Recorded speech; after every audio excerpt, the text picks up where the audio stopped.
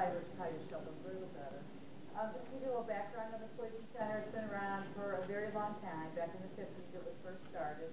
A lot of poison centers were all around the country.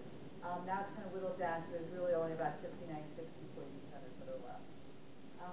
We started off being the only poison center in Nebraska. Back in the old days, we used to do several in many different states. It's really expensive to run a poison center, and as you know, it costs. People always trying to, save money as much as they can. Wyoming called us probably about 12 years ago, and they're a big box state. Got 500,000 people in the state. They asked us if we would start taking their calls. We said, yeah, we'll do it for you, but we're going to charge you some money for it. And then probably about 7 years ago, American Samoa called us. Everybody who is part of the United States or territory, they have to have services to a poison center. So they call and they ask us, would we take their calls? And the nurses were kind of excited about that because, we're landlocked in the middle of the country, and all of a sudden we're getting jellyfish and stonefish and lionfish calls. So the nurses they thought that was great. And then the Federated States of Micronesia called us probably about 4 years ago, and they said, would you take our calls? And we said, sure, we'll take your calls, but we're going to charge you for it. And then we're getting even more different kind of calls that come into the poison center. Now, if you think about it, you go all the way out to Hawaii, and then you fly about 4 or 5 hours straight south towards Australia or towards Japan, and that's where you're running through Pacific Islands. And if you are a real big World War II nut, this is where a lot of the war happened out here in the Pacific Islands. And then the nice thing of being the educator, I got to go out to both of those places and spend 2 weeks.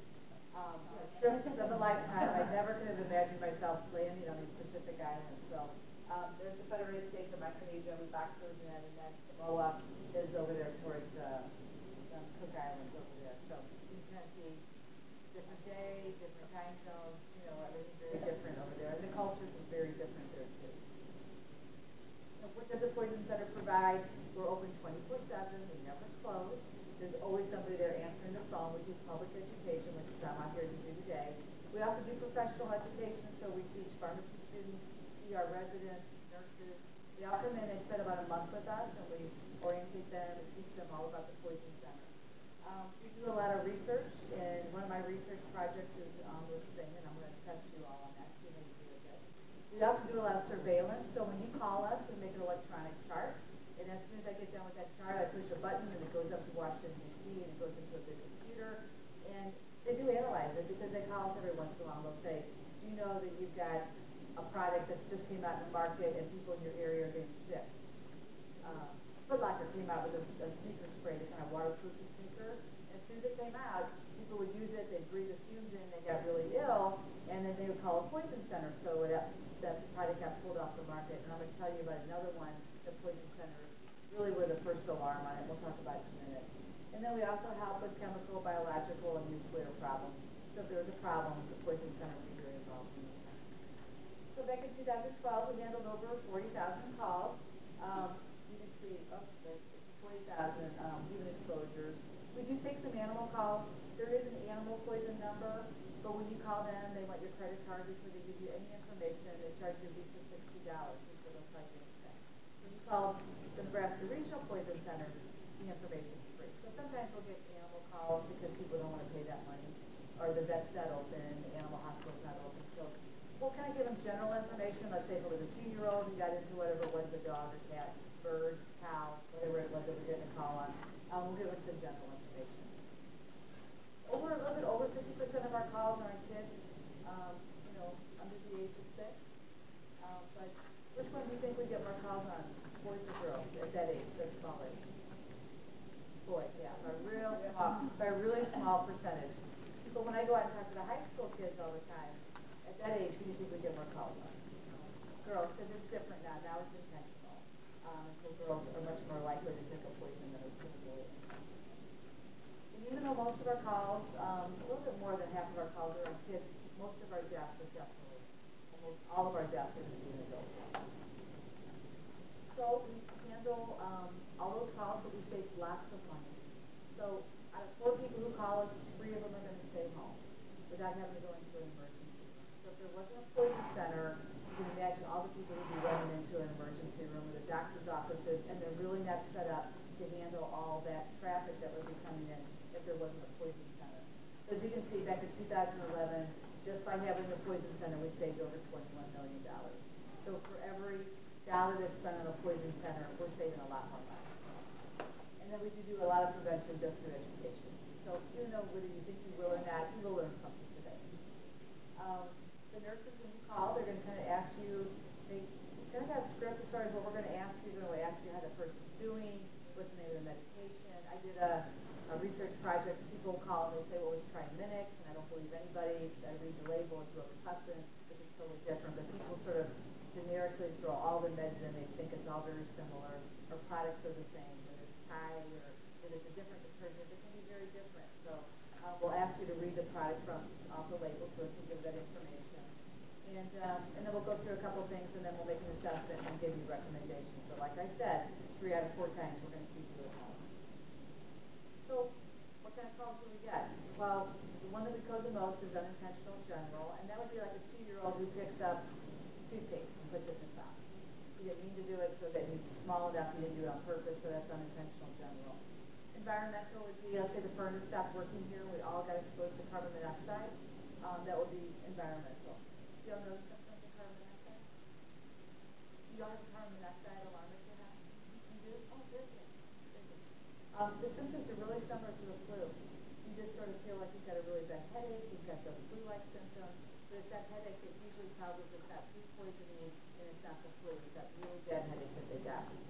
I'm going to be down here on Friday with the legislature trying to get our carbon monoxide bill passed through on Friday, and my neighbor is actually going to testify for us. He would come home with a soccer coach, and they were busy, his kids are small, and he pulled into his garage was attached to the house. And he pulled in, and then the kids ran out and said, Dad, telephone. So he was going to run back out again. He just came in to drop something off. He left the car running in the garage, and he went into the house and started getting on the phone. One of the kids came by, he saw the garage door was open, and they shut the garage door. He got distracted. He thought someone must have, turned the car off, and they didn't think anything about it. That night, they all got really ill, and they were all out in the hallway. A couple of the kids were vomiting out the hallway, and the mom, and she was so confused and so disorientated, and she didn't know what was going on. They were all sort of bumping around, walking around the house, and finally, here, the dad knew something was wrong. He started opening up the windows. He took everybody outside. The child, who was 7 or 8 at the time, slept over the garage. She was unconscious. She wasn't breathing anymore. Took all the kids outside, laid them on the driveway. Neighbor across the street came over. He was a doctor. Started giving the youngest one mouth to mouth. So we come back. The ambulance showed up, and the EMT came out, and the fireman came out and said the car had stopped running. Luckily, he didn't have a full tank of gas in the car. But the car had just kept running until it ran out of gas. So that's why it's always a great idea to have a carbon monoxide alarm in your home. Occupational. If you all got sick here today at work, something happened. Someone came in early. This was a common call, and they started the coffee upstairs, and they didn't realize that somebody had poured like a coffee cleaner through the coffee pot. Sometimes we'll get this call, so everybody gets exposed to some sort of acid cleaner that went through the coffee pot. Biting stings. What do you think we get calls on with that? What was biting stings? Fleas? Yeah. What else? Spiders? Good. What else? Snakes? Right? We get calls from Wyoming and Idaho and western Nebraska, and then think of the islands. So might we get a sting down there from? Very good. So, and very seasonal as far as when we start to get them. As soon as it starts to warm up, the snakes will start to come out, the bees will come out as soon as it starts to get nice again. And I think I talk about bees later on, but in case I don't, you all know what to do if you do get stung by bees. Anybody allergic to bees?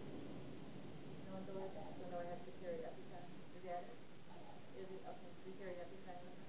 Yeah, and usually at the end of the summer, that's when the bee population is the highest. But if you get stung by a bee, call us. We will definitely call you back in an hour because that's that window that we worry about the most as far as someone having a really bad allergic reaction to it. Some people just get a rash, but if that they start to feel like the airway closes off, that's something that will send them definitely to emergency room. Or if you get stung a lot, or if you get stung up around the neck area, sometimes people will have pop outside, the bees will go in there, and then they'll drink that and they'll get stung in the mouth. Food poisoning, at the poison center, we always know where to eat and where not to eat, because people will call us up and say, I was at this restaurant, and we all got sick, so we're always just like, don't eat there for the next 2 weeks. Intentional, people trying to hurt themselves. reactions to drug or food, and then contamination, tampering, or malicious intent. I rarely get to code that, but that would be like, the example I always give is, this guy had a dog that barked all the time. People, all the neighbors called the Humane Society, they never did anything, and finally he called one day and said, my dog's dead, but there's little things of steak in the backyard, and he wanted to get it analyzed, but most likely the neighbors ended up poisoning the dog. So that, I got to code that, I never did the code that. So these are top 10 categories that we get calls on. Over half of our calls are medication, and we'll talk a lot more about medication. So pain medication, sedatives and psych meds, topical meds, those are things you put on top of your skin like steroids or antibiotic ointments. This time of year, cough, cold, allergy medication is really big. And if you've all had the flu or people have been sick in your home, that everybody's got this medicine out on their counters, and so we're getting calls on it. Household cleaners. This could be like, Windex or Cascade, anything like that. The one thing I'm going to talk about a little bit is the Tide Pods, and if you've got those in your home, you really should not have small children in your home. These pods started to come out in the market in the last year. You know what I'm talking about? And they look like they're in a little candy jar, and when they first came out, there was no child resistant cap on there at all. And as soon as you touch them, they've got that really thin film around there, and if your hands are wet at all, it starts to break down almost immediately. And they've got this detergent in there that's like a supercharged detergent, and all across the country, kids, as soon as they put that in their mouth, are getting very, very ill. Some kids have been on, they've been intubated, they've been up in ICUs. So if you've got this product at home, I really recommend you should not have small children, grandchildren, or children of your own in the home. And we still don't know exactly what it is that's in there that's causing these problems. But we've even got a guideline just for you. Have sent out tons of press releases to the hospitals and emergency rooms. There's as soon as a child gets in this and has any symptoms, we send them into emergency. Cosmetic and personal care items like shaving cream, deodorant, toothpaste, things like that. Foreign bodies. Foreign bodies. The button batteries, you can see the little ones like that, but now, like in the greeting cards that you see that you open up and they play music, they've got these batteries that have a real larger surface area on them. And as soon as you put that in your mouth, the batteries now, as soon as it touches any kind of moisture, you can get like an electrical charge or a burn from it. So we're getting kids who they're shiny and they're bright, they're putting them in their mouth, and it's something that we definitely will send into an emergency room. Have to make sure where it is. We don't want it anywhere up in the esophagus, caught up there at all. We're a big farming community, so we're going to get any kind of pesticide. And the pesticide can be anything that kills a pest. So it could be an insecticide, kills insects. It could be a herbicide, kills plants. Rodenticide, kills rodents. We'll get calls on that. And then the farmers are going to be out in the field assisting, so we'll even get more pesticide calls. Alcohol, food poisoning, gases, that's our carbon monoxide kind of chemicals. Plants. When you leave today, in the brochure, there's a plant list. You should know all the plants in your house and outside your house. And then hydrocarbons, events like gas and kerosene. So here are some of the most poisonous things that you can have in your house. Prescription pain medications. That would be things like oxycodone, hydrocodone, methadone, codeine. These are the most popular medications, and these are the ones that cause most of the deaths over the last decade. Our death rate across the country has tripled from these types of medications. Lomotil, some doctors won't prescribe Lomotil if you've got a small child at home. It's an anti-diarrhea medication because it can be so dangerous. It's one of those one pill, two pills things for small children. So if you have Lomotil or anti-diarrhea medication like this, definitely something you need to have locked up. Heart and blood pressure medication. Diabetes is getting more and more diagnosed in our country, so a lot of people have anti-diabetic medications. Things that are going to lower your blood sugar can be very dangerous. One tablet, another one pill can kill small children. Antidepressants, and then people never think that their vitamins are a problem, but they've got iron in them. I want you to remember those can be very dangerous, especially with small children. And then here's the most toxic household items. The caustic cleaners, the things that can cause a burn. I was at a presentation just like this, and a mom came up to me at the end, and she said, I thought my daughter drank Drano. I came around the corner, she had a bottle of Drano, she was screaming, I scooped her up, I went to the emergency room with her. When we got there, they checked her out, they gave her something to drink, they put a tube down her throat, they looked around, they couldn't find a burn anywhere, but this kid screamed for 2 hours at the emergency room. they finally thought, fussy baby, discharge at home. Mom got home, she changed the diaper, that girl was during the winter. And that kid had sat there for almost 3 hours with a Drano-soaked diaper. So when I talked to mom at this presentation, that child had already had 14 skin grafts just in the diaper area.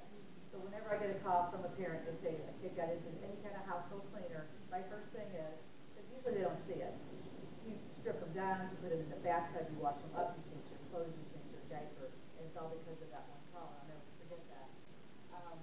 Automotive products, things like windshield wiper fluid, it comes in a, especially this time of year because it's so messy out. It comes in a big blue jug, looks just like a punch or a drink, right? Kool-Aid. That one teaspoon in a small child can cause blindness and death. So that is definitely something that is so dangerous, and it's sweet. It tastes good. So it's not one of those poisons that a kid would drink it and be like, oh, it tastes terrible. It's sweet, so kids will drink some of it. Lamp oil, furniture polish, gasoline, those are all problems to get it into their lungs. Like in the next month or so, we'll start getting a lot of calls from people trying to drain. Gas is expensive, so people will try to drain cement. They'll try to drain the gas within the snow blower, right? So you can use it for the lawnmower, right?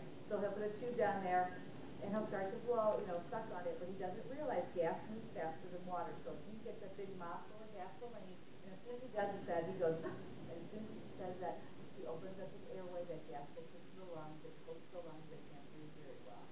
So gasoline pumping up can be a big problem. Insecticides, rust removers, cigarettes. You wouldn't believe it how much people eat cigarettes. The patches they'll eat, the Nicorette patches they'll put in their mouth. It's got so much nicotine in there, it can make them very ill. And then obviously alcohol. Okay, so my research project. I did a thing called Drug IQ, and I went around Omaha and I went to like 500 people, and I had to do a survey, and I had these bottles out, which probably all of you might have them in your home, or you at least have used 3 of them, I'm sure. And so I just had the labels of the actual name of the drug, because these are brand names, they're not the actual name. And I had people just put them on the right name, and only 20% got it right. And I didn't even ask kids because I couldn't, I could only ask adults. I had nurses get it wrong, I had one doctor get it wrong. I can't believe they admitted that they were healthcare professionals, so let's see. So we'll start with Tylenol. You've all taken Tylenol. Does everybody know what the active ingredient in Tylenol is? Very good, acetaminophen. Now at my house, I'm cheap, so I don't buy Tylenol because I just buy generic acetaminophen. So at my house, I had to teach everybody in there that there might be a stray Tylenol bottle someplace, but there's going to be acetaminophen in the house. You can't take both. Acetaminophen is in over 800 different products, so it's in cough and cold. So you really need to be careful when you dose out this medication. Now the one thing, I don't know if you realize, but last year this time, they came out and they changed the dosing on acetaminophen. Because you've been taking this for the last 10, 15 years, you probably don't even think twice about how much acetaminophen you take. Now the reason they changed the dosing on it is because it's got a real low therapeutic threshold. You can only take so much before you run into liver damage. So people like acetaminophen because you could take 8 tablets a day. They said, no, we're going to get you down to 6 tablets a day for most. And then they used to like it because it was every 4 hours. They said, no, now it's going to be every 6 hours. And then you really need to know acetaminophen and read your label. What's in most of your advent? Ibuprofen, very good. This one is not, well, I think in my mind, as dangerous as acetaminophen. But in large amounts, it can cause damage to your kidneys. If they take a lead, people like this one a little bit more because it's kind of in the same class as Advil and the ibuprofen, but you only take it once every 12 hours. And so this one's got naproxen sodium in it. Once again, Aleve is probably the ones I show you. It's the most expensive medication. So at my house, it's just naproxen sodium. This is the oldest one. Does everybody know what's in Bayer? Aspirin, very good. And the reason, back 10, 20 years ago, it was very popular. It kind of fell out of favor when all these other new over-the-counter medications came on the market. And now it's got a big resurgence. Why? From its label. Heart. They'll call it heart healthy, right? So if they tell, certain age people, you should take a baby aspirin every day. I'm going to tell you a quick story. My brother, who's a little bit older than me, went to the doctor and he had a blood draw, get some lab stuff. And he called me about 5 hours after he got done. He goes, and I'm at work, and And he goes, I just got blood taken today, and I've got this big bruise on my arm here. And I'm just like, you big baby. Well, Father, be at work about this. Throw up, she must have just, hit something, just keep pressure on it, it'll be fine. So 2 days later, he comes to my house, and he goes, I know you're busy.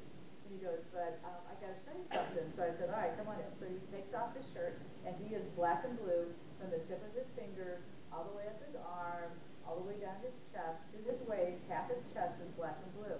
And I looked at him, and I said, Frank, did the doctor's office call you back? See, there's something wrong with your labs? I'm thinking, he's got some blood disease or something's going on. He says, like clotting. And he goes, no, they called me. Everything was fine.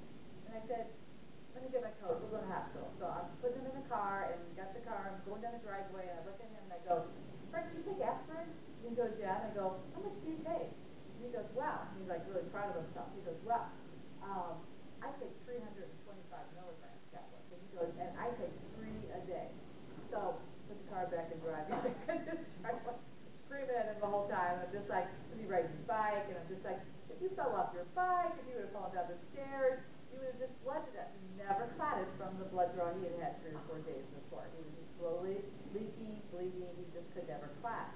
So college-educated guy, not a stupid man, but stupid about drugs and not knowing that over-the-counter medication can be dangerous. So I just tell a story. So I think you remember when you hear a funny story. So I tell them all the time. I talk about you every time I go to the pub.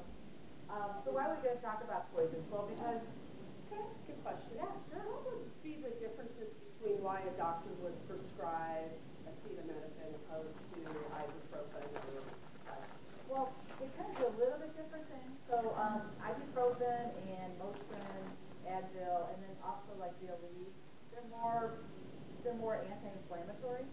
Where if you use it to pain, you don't really need the anti-inflammatory. So if you twisted your ankle or your muscle aches and things like that, you're much better on an anti-inflammatory that's gonna, get the inflammation to go down. Tylenol wouldn't help you with that. So it does cause you to gain reason. If you drink, if you're a drinker, they probably wouldn't want you to be on acetaminophen. And if you drink and you drink a lot and you take long-term acetaminophen, then you get 2 things that can damage your liver. So that might be a reason.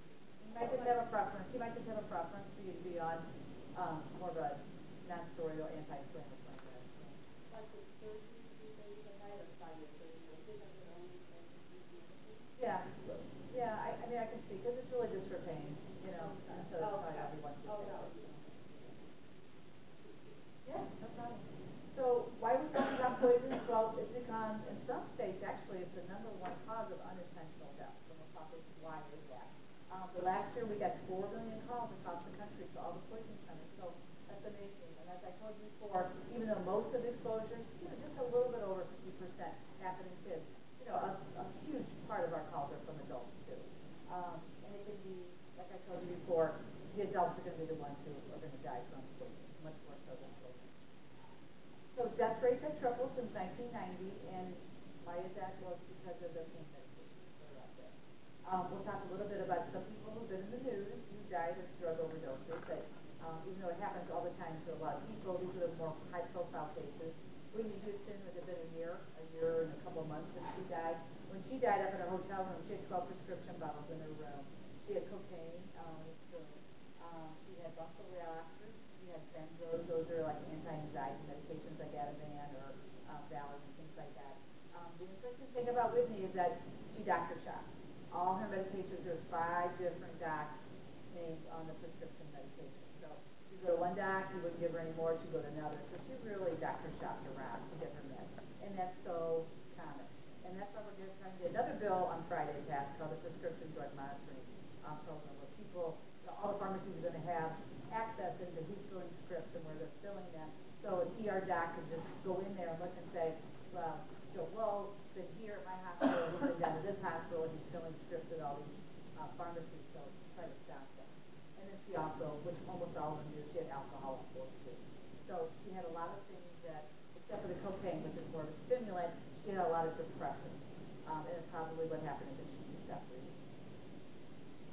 Michael Jackson, I mean, he was, I think, pop, and he was also the king of drugs. I mean, this man, he had such a problem, and what happens with him is that people who take, he wanted to sleep, and he couldn't sleep. Probably because he had to take so much stimulus during the day to do his work, and then he couldn't go to sleep. So he had to have somebody inject into him propofol. Now, if you ever have surgery, and you're having major surgery, that's just something that they're giving you. You stop breathing with that, you know, it paralyzes you, and that's how he would sleep. But he had to have such a strong anesthetic just to go to sleep. And so he also fell asleep, and he would just wake up because he was breathing with time. But Heath Ledger, you know, he died during the film, you know, supposedly towards the end of Batman, and just the drug that he had, and he, you know, none of these people were trying to kill themselves. They just overdosed on the medications that they had. So he had oxycodone, hydrocodone, he had daxilamine, which is how to use to sleep, and then he also had 2 benzos in it too. So once again, everything that he's taking just exasperated it, and he probably went to sleep and just never woke up again the next morning, and that's how they found him. So what exactly is drug, you know, prescription drug abuse? Well, if you take a drug, a prescription drug, that doesn't have your name on it, that's prescription drug abuse, correct? So you're at work and someone says, you say, oh, I just got a headache, and you're just like, hey, this really works for me, why don't you take that? That's prescription drug abuse. If you take a drug, and they get a prescription for it, and it says, I take 1 or 2, you know, once a day or just in the morning, if you take more than what's prescribed in the label, that's prescription drug abuse. Or if you take it for a different reason. If you take it to, well, this drug kind of makes me feel, when I'm out socially, I feel better. Or kids will take Adderall, they'll give it to somebody else so they can take it so they can study and pass exams better. You see the college kids do that a lot, whether it's just for LSATs or MCATs. Their friends tell them, if you take this, you know, Adderall or amphetamine, you're going to study better, you're going to be more awake, you're going to be more alert. It's a smart pill. So people do it for that. So, I think that's prescription drug abuse. And so where do kids get prescription drugs? Well, it's not like the old days when you get a prescription, you know, you get your drugs from the guy around the corner in the alley or some, you know, like that. They're really getting them from your medicine cabinet, grandma's medicine cabinet, the house that their friend's house that they go to visit. They're getting them there. We even have now, with open houses, people trying to sell their home. People professionally come in. That one person will get the realtor busy while the other one will go through the home and just go through your medicine cabinet to get your drugs. The guy who's spraying for bugs, your maid, the guy who's cleaning your carpet, the guy who's fixing your furnace.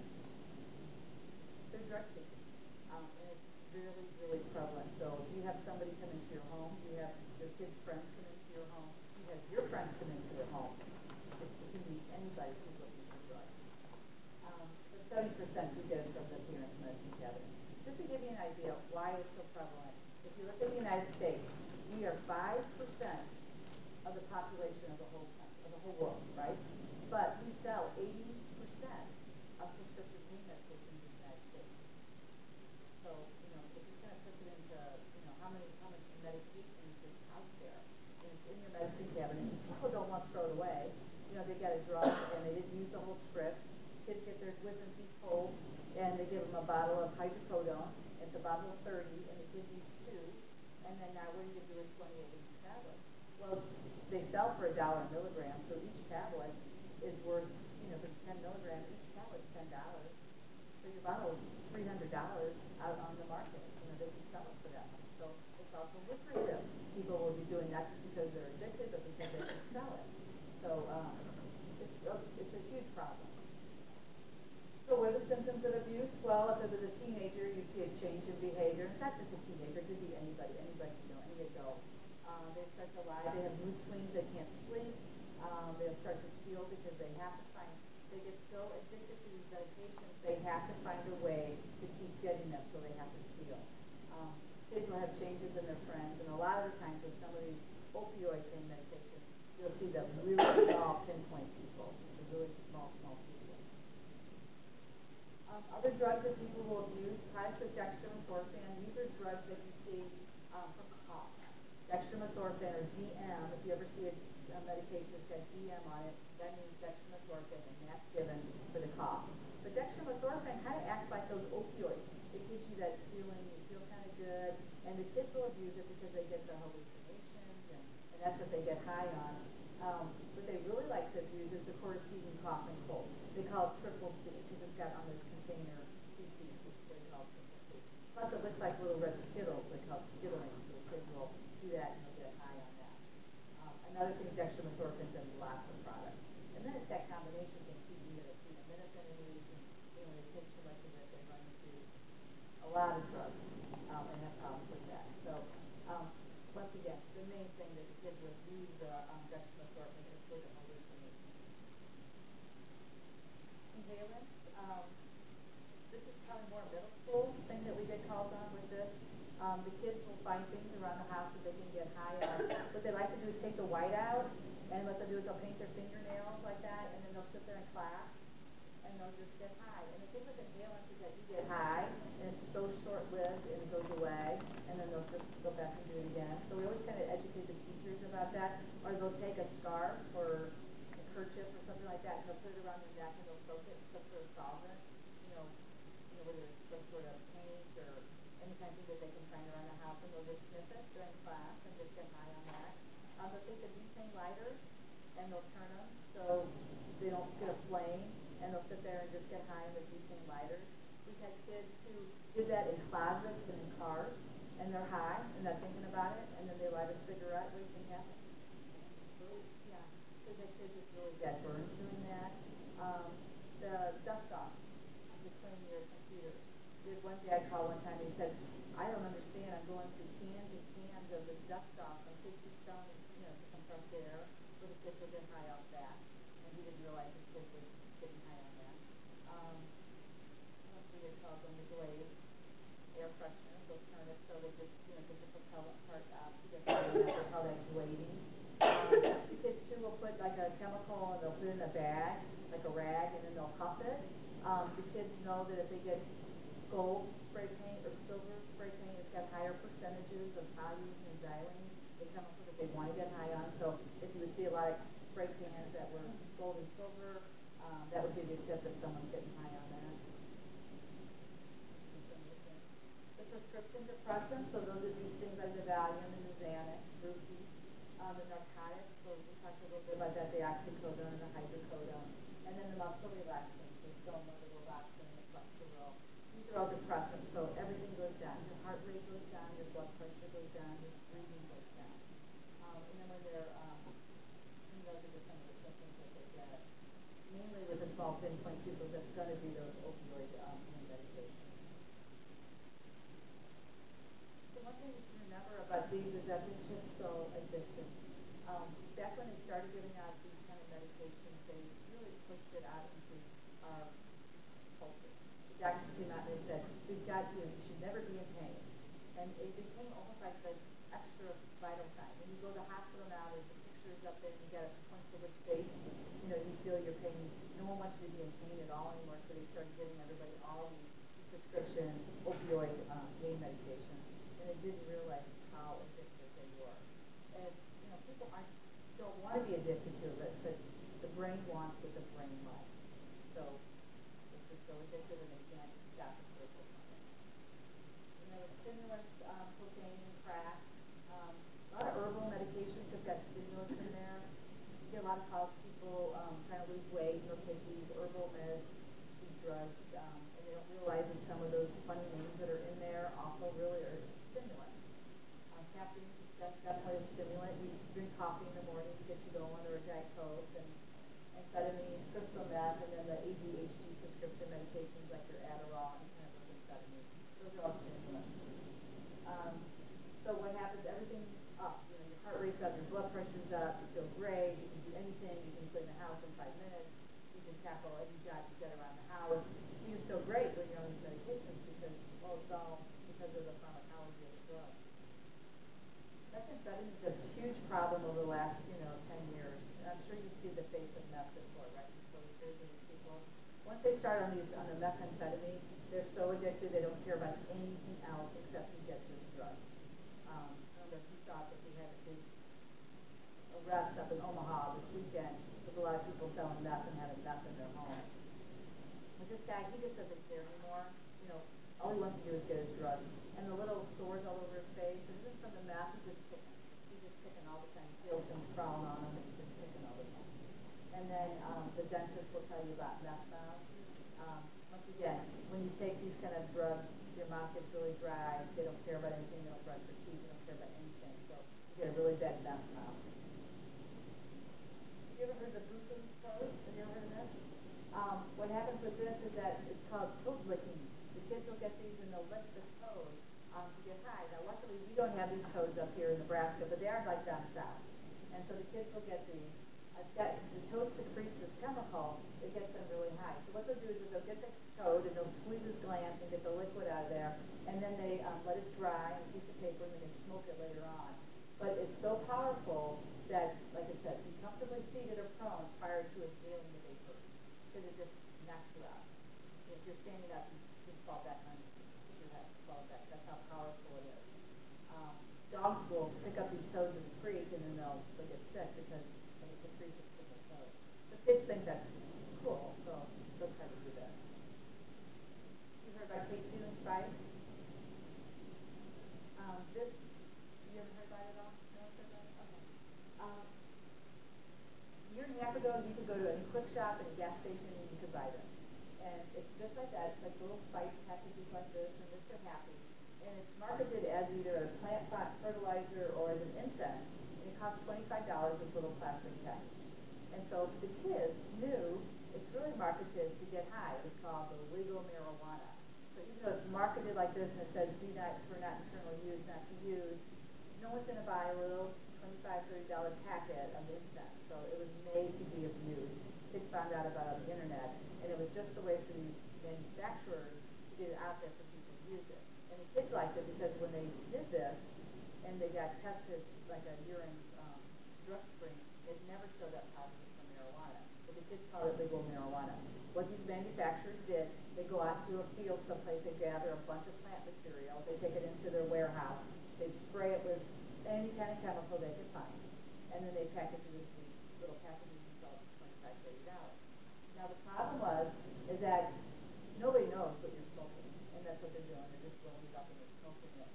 We had so many people get so sick. We had one case of kids up in Wyoming, 17 of them, all were smoking something called, what was it, raspberry or strawberry spice, and 3 of them are still waiting for the kidney. It's the chemical that was in there just fried the kidney. 5 or 6 of them ended up on dialysis for a long period of time. So the kids, they're young, luckily, and they're kind of regenerated, but it was horrific. And so this is something that we see. And then there was legislation that came out and banned it, so you can't find it. But sometimes you can still go to the internet, you can still find it. If I go to a high school, the whole class knows about it. So this is another thing that, parents need to educate themselves and keep up on things that they're teaching about. Have you heard about the bath salt? Now, where the K2 and the spice was more of a suppressant, the bath salt was a stimulant. These, once again, was marketed as a bath salt, and it's just like that Ivory Wave package. No one's going to put $25 into their bathtub. It was made to be abused. Now, the one about this is such a stimulant, we had people doing crazy things when they got high with it. So we had one gal, she mixed it up into a liquid and she injected it into her arm twice. That's all she did, was twice. She got the necrotizing fasciitis. You know what that is? The flesh-eating bacteria. They cut her arm off here, then they had to cut it here, then they had to cut it here, and then they had to take half her chest off before they could stop the spread of the bacteria. We had one officer tell us that he had to tase one guy 3 times to get him down. He was so high on the bath salt. We had one guy go down the street and kill every pet on the street that he could find. The guy down in Florida who ate, the homeless man who ate the other man's face off, did you ever see that? He was high on bath salt. When they test them, you just can't find him. It's hard to test on chemicals that nobody knows what's putting in them. But the kids thought, oh, they're high, do this, and they don't realize that this is this crazy, crazy thing that people are trying to get high on, and it's just life-changing. There's a relatively newer one. It's called Zanny Air Freshener. If you go to their website, it looks very psychedelic, and it tells you, market it as spray it around your room, your living room, and sit down and enjoy yourself. You'll feel very relaxed. It feels great. But really what they want you to do is just spray your mouth. They want you to get high on it. And with this one, the problem with the Zanny Air Freshener, It's really kind of a benzodiazepine. It was used in Europe for a long time for anxiety. But if you look at it, 4 hours before it peaks, that's a long time for drugs, especially something like this that's liquid. And then the half-life. Half-life means how long it takes for half that drug to get out of your system. 60 hours. That's huge. That's huge. You gotta wait how many days before you finally get half of that drug out of your system? I've talked to kids who are still paranoid on this stuff. They're in a house someplace in Lincoln. They can't even leave the house. They're scared to death. And they're still paranoid. Everybody in the house is paranoid. And then they start to do crazy things. We also worry about it being a date rape drug potential because it comes in a little like mouthwash sort of looking thing. People can spray that into your drink. And then the kids who try to get high on it, it's got such a long time before you start to feel the effects. They do it, they don't feel anything. They do it again, they don't feel anything, so they end up overdosing on it while they try to wait for the drug to start to take effect. And then here's some of the emerging things that we're getting. This is called scratch or sandpaper, air trap filter. It's kind of like the they chew and spice. They break it up and then they smoke it. Just another way for them to get in to start doing the taste and spicing it. This is stuff that we get a lot of calls in the fall. The kids will go out into the creeks and they'll get the Jimson weed or the angel trumpet, just some names of the plant. It's an anticholinergic, which means the kids do it because of the hallucinations that they're going to get. That's what they're looking for. So they'll get the plant, they'll put it in the tea, they'll drink it, or they'll eat the tea, things like that. But the anticholinergic, just everything dries up. You can't see because your eyes get so dilated. Just like when you get your eyes checked at the doctors and have your eyes get big like that. That's what happens with this one. But everything shuts down. So you can't see, you can't spit, you're so dry, but you get the hallucinations. Salvia, kids still find this, and this is not really a salvia that you can get up at like the plant store. You have to get this pretty much on the internet, but it's the Divinoria. Kids will chew it or smoke it. This is probably one of the plants that you can get the highest as far as hallucinations. It's a really, really strong hallucinogenic. And it's really, look at the hallucinations that they get, all that anxiety and that panic with them too. Here's an example of a kid who took it. This kid, he was up in Delaware. He's a straight A student, really bright kid. He got high on salvia, and then he went into his garage, and he killed himself in the garage. His parents found him. They left a note, and his note said, how can I go on living after he's 17, I think, yeah. How can I go on living after I've learned the secrets of life? So he's hallucinating. He thinks he knows it all. He's 17. He thinks he's figured it all out. I can't tell you that here because that kind of information can cause chaos. So that was his letter to his parents. He was just so high on salvia that he ended up killing himself. Nutmeg, you probably all have this in your house, but it's a pretty potent hallucinogenic too. So kids will take that to school and try to get high on that. Mushrooms, they're hallucinogenic ones. They're really pretty mushrooms, aren't they? They kind of look like Alice in Wonderland mushrooms. And if you remember in Alice in Wonderland, Lewis Carroll, he was always talking about being big and small and things like that. He was high on these kind of mushrooms. And the mushrooms were big in that story. So he was getting high on the mushrooms too, through the whole story. Cinnamon challenge, did you hear about this one? The high school kids did this one. This is really big. They'd get cinnamon, they'd bring it to school, they'd put a teaspoon on it. The challenge was to see if you could swallow a whole teaspoon. YouTube is stuff that was on the internet and watch what these kids do. So they try to eat it without spitting it all out, and then you can't. It's really hard to do. So they eat it, they can't swallow it, they spit it out, but they still got a mouthful of cinnamon. So they take a breath. They have to breathe, right? And if they do that, that cinnamon coats their lungs. We had someplace out in upstate Nebraska where little kids love to imitate the middle school and the high school kids. So the little kids were bringing their Ugg boots in, and they were sticking cinnamon cans down their boots, and they were sticking spoons down there, and they were all trying to do it on the playground because they saw, the older brother and sister doing it. So I think at some of the schools they outlawed Ugg boots. They wouldn't let the kids bring them boots into school anymore because they were hiding them from the kid at the play. This is the salt and ice challenge. Another crazy thing the kids do. They put salt on their skin, and then they put ice cube on top of it, and the challenge is to see how long you can keep that on there. The problem is, look at the burn. Look at this guy. I mean, it's not a very good picture, but look at the burn on his back. Why are you doing that? But it's just a thing kids do. They just don't realize it. Look at scars. Okay? So anyway, talk to kids, when I go out to the high schools and I ask them, do your parents talk to you about drinking and driving? They say, yeah. I said, do your parents talk to you about smoking? And they go, yeah. I go, do your parents talk to you about prescription drugs? Nobody raises their hand. But it really shows that if parents sit down and talk to their kids about prescription drugs and the dangers of taking prescription drugs, that there really is a good chance that they won't do it. And I promise you, if you've got older, I know some of you are really young, but if you've got older children at home, especially ones who are trying to do well in school, and sometimes it is the good students too.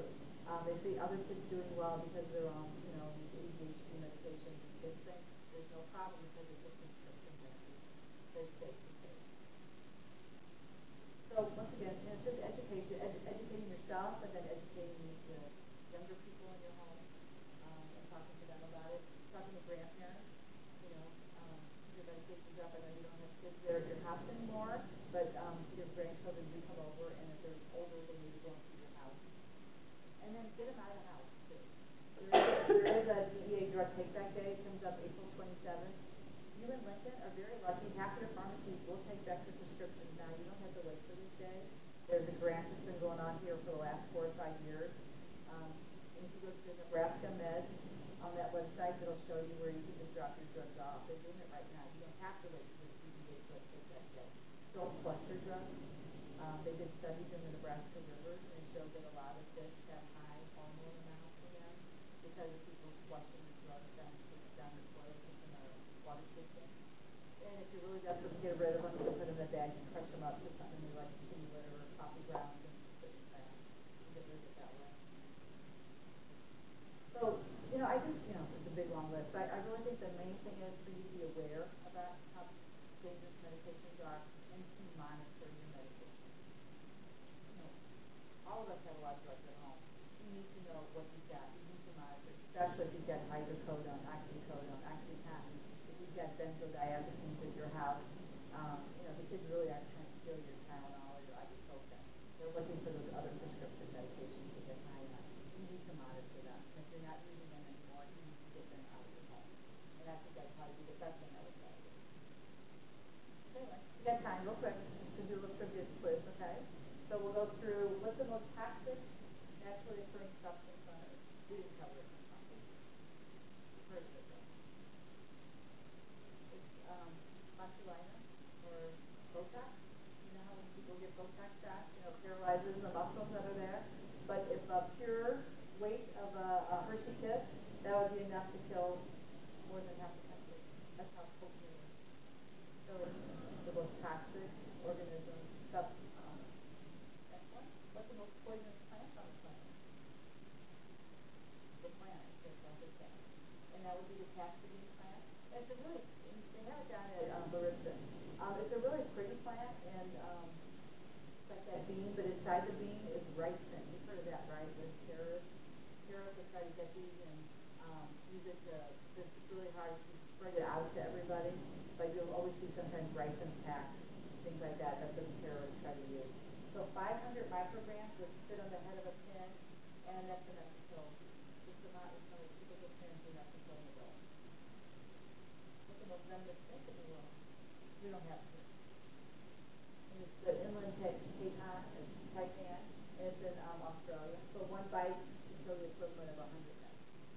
So, thankfully we don't have that here. And then what's the most venomous fish on the planet? I did see this when I was out in Iowa. And that's a stonefish. Look how ugly he is. He looks like a little rock. So I took that picture. I was really excited to be in the South Pacific because I thought, I'll go out and swim or do something. And as soon as I get out there, I see morning stonefish. I'm like, are you kidding me? Are you kidding me? I can't even go out in the water. I was scared to step on it, the little spines that are there. It's got the venom there. And then the fish is so ugly. It looks just like a rock, so you don't really, and that's his way of disguising himself. But he can crawl out of the water and be in the beach for 20 hours. So, anyway. Will that fish kill you immediately? No, not immediately, but very uncomfortable, and eventually they die. I've got brochures and magnets, and I've got handouts.